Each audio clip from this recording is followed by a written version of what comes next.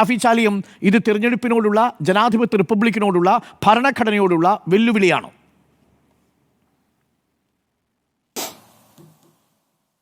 അരുൺകുമാർ, വളരെ നിർഭാഗ്യകരമായിപ്പോയി ഇന്നത്തെ ഈ ചർച്ച. കാരണം 45-ാം മിനിറ്റിലേക്ക് കടക്കുക.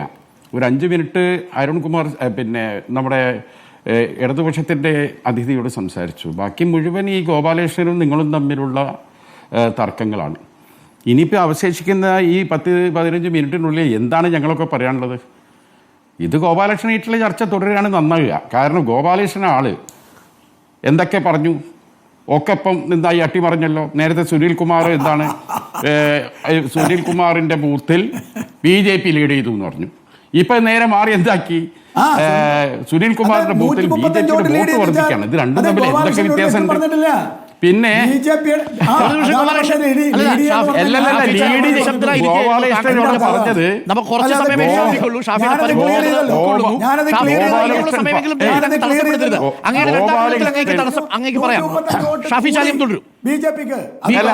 ഒരു കാര്യം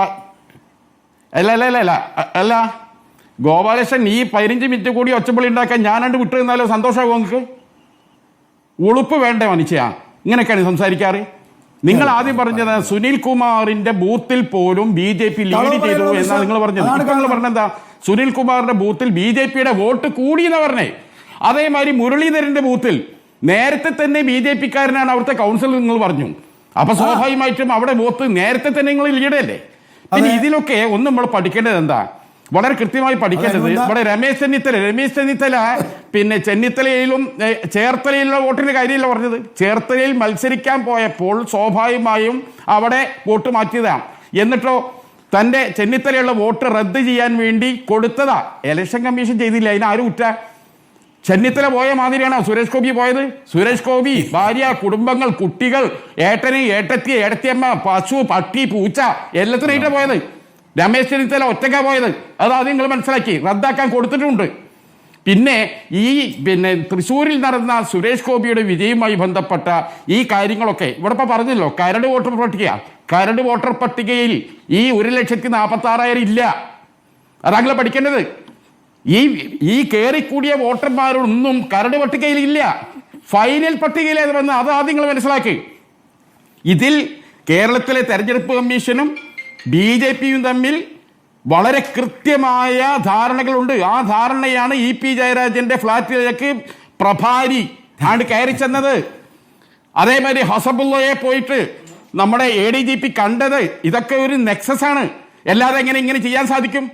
ഫൈനൽ പട്ടികയിൽ വന്നുകൊണ്ട് ജില്ലാ കളക്ടർ ഒഴിഞ്ഞു മാറി. കരട് പട്ടികയിൽ ഇല്ല, ഫൈനൽ പട്ടികയിലെ വന്നത്. ഇനി ഒന്നും ചെയ്യാൻ പറ്റില്ല എന്ന് പറഞ്ഞു. എല്ലാ ഭാഗത്തു നിന്നും ഇവര് ഗവൺമെന്റ് മിഷനറികൾ ശരിയാ. ഇന്നിപ്പോ ശോഭാ സുരേന്ദ്രൻ പറഞ്ഞല്ലോ, നമ്മൾ കേട്ടില്ലേ? കേരള പോലീസിലെ 60% ഞങ്ങൾ പറഞ്ഞോടത്തേ നിൽക്കുള്ളൂ. വളരെ കൃത്യം. പോലീസിൽ ഞങ്ങൾക്കാ ഭൂരിപക്ഷം, ഞങ്ങൾ പറഞ്ഞാലേ പോലീസ് കേൾക്കുള്ളൂ. ആനിരാജ് മുമ്പ് പറഞ്ഞിട്ടുണ്ട് കേരളത്തിലെ പോലീസിനെ നിയന്ത്രിക്കുന്നത് RSS ആണ്. അപ്പൊ ഇവിടുത്തെ തെരഞ്ഞെടുപ്പ് ഉദ്യോഗസ്ഥന്മാർ എന്ന് പറഞ്ഞാൽ സംസ്ഥാന സർക്കാർ നിയമിച്ചു കൊടുക്കുന്നതാ. ആ സംസ്ഥാന സർക്കാർ നിയമിച്ചു കൊടുക്കുന്ന ഉദ്യോഗസ്ഥന്മാരുടെ അടുത്ത് ഗുരുതരമായ പിശകുകൾ പറ്റിയിട്ടുണ്ട്. മാത്രമല്ല, ഞാൻ ഒരു ഒറ്റ കാര്യം ചോദിച്ചാൽ ഗോപാലകൃഷ്ണൻ എന്താ പറയേണ്ടത്? ഇവിടെ ഇലക്ഷൻ 2020 ഞാൻ ഡോക്ടർ അരുൺകുമാറിന്റെ വാട്സപ്പിലേക്ക് ഒരു മെസ്സേജ് വിട്ടിട്ടുണ്ട്. ഇതാണ് നമ്മൾ പഠിക്കേണ്ടത്. അതായത്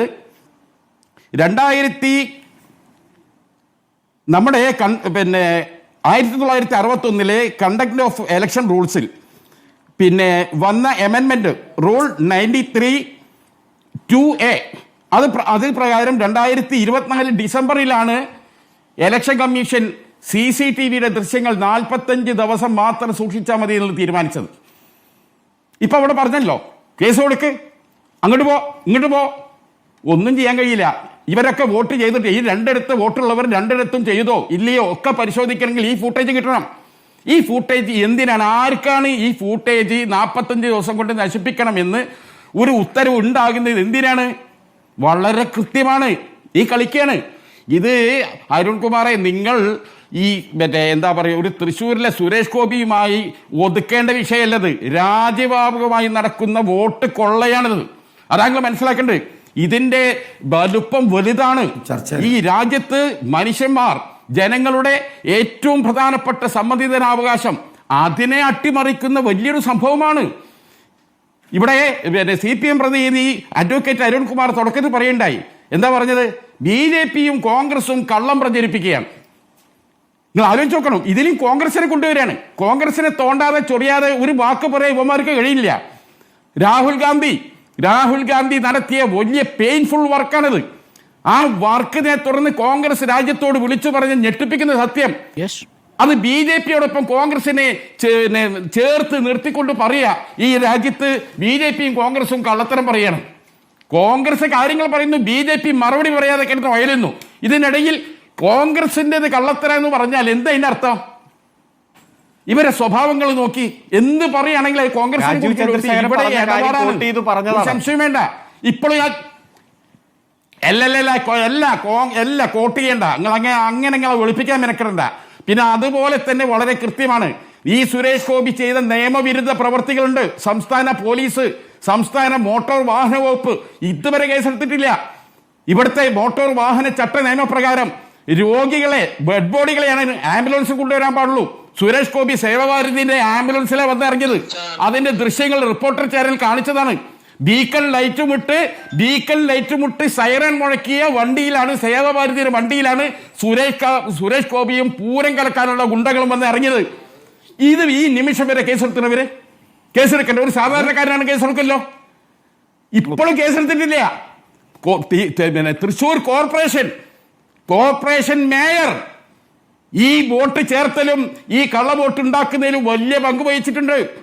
അദ്ദേഹം വഴി തൃശൂർ കോർപ്പറേഷനിൽ നിന്ന് വ്യാപകമായ സഹായം BJPക്ക് കിട്ടിയിട്ടുണ്ട്. ഇപ്പൊ ഇവിടെ രാജൻ എന്നൊരു സംഘപരിവാറിന്റെ ഒരാൾ പറഞ്ഞല്ലോ, അല്ല എന്താണ്, ഷാജി എന്ന ആള്, അയാൾ എന്താ പറഞ്ഞത്? എനിക്ക് സുരേഷ് ഗോപിക്ക് വോട്ട് ചെയ്യണം, വിജയിപ്പിക്കണം എന്ന് ആഗ്രഹമുണ്ട്. അതിനു വേണ്ടി ഞാൻ വന്നൊരു ഫ്ലാറ്റ് എടുത്തു, പക്ഷേ ഞാൻ വോട്ട് ചെയ്തിട്ടില്ല. അത് ധാർമ്മികതയുടെ പേരിലാണ് ഒരു ഭാഗത്ത്. രണ്ടാമത് പറയാ, എന്തുകൊണ്ട് ഇന്റെ അമ്മനെയും വോട്ട് ചേർത്തിരുന്നു, അമ്മ ഇങ്ങോട്ട് വരാൻ കൂട്ടാക്കിയില്ല, അതുകൊണ്ട് വോട്ട് ചെയ്തില്ല. ഇന്ന് ഒരു ഭാഗത്ത് പറയുന്നു അമ്മ വരാൻ കൂട്ടാക്കാത്തത് കൊണ്ട് ഞാൻ വോട്ട് ചെയ്തില്ല. എന്നാലോ വേറൊരു സ്ഥലത്ത് പറയുന്നു ഞാൻ വോട്ട് ഉണ്ടാക്കിയിട്ടുണ്ട്, വോട്ട് ചെയ്യാത്തത് എന്തുകൊണ്ടാണ്? ഒരു ധാർമ്മിക പ്രശ്നം. ഞാൻ ധാർമ്മികത പറയുന്ന ഒരാളാണ്. ശരി, ഇതിലൊക്കെ എന്താ ഈ സംഘീയ മൊത്തം സ്വഭാവം എങ്ങനെയാണ് മനസ്സിലാക്കണങ്ങളെ? ഇതിൽ ഇപ്പോഴും പറയാനുള്ളത്, CPMഉം സർക്കാരും ചെയ്തു കൊടുത്ത ഒരുപാട് സഹായങ്ങൾ ഇതിലുണ്ട്. അത് എത്ര ആർക്കും നിഷേധിക്കാൻ സാധിക്കും. മറുപടി അരുൺകുമാറിന്റെ ഭാഗത്തുനിന്ന് വേണം. ഞാൻ ഷാഫി ചാലിമുരയുടെ വേള എടുക്കുന്നു.